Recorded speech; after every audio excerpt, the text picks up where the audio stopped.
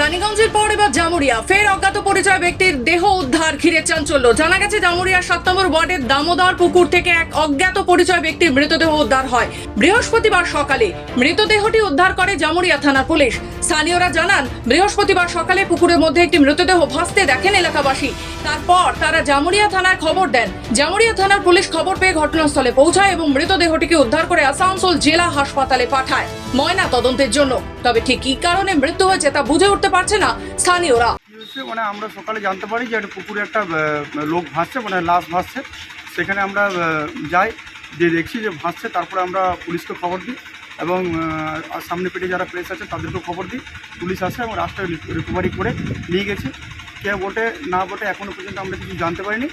তবে পরবর্তীকালে দেখি পুলিশের কাছ থেকে যদি জানা যায় যে কোথাকার লোক বা কে এসছে।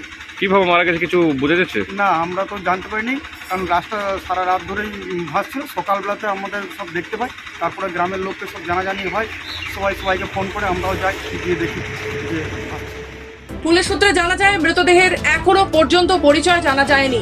যদিও ঘটনার জেরে চাঞ্চল্য ছড়ায় এলাকা জুড়ে। জামুরিয়া থেকে নিজস্ব প্রতিনিধি রিপোর্ট, খবর বাংলা।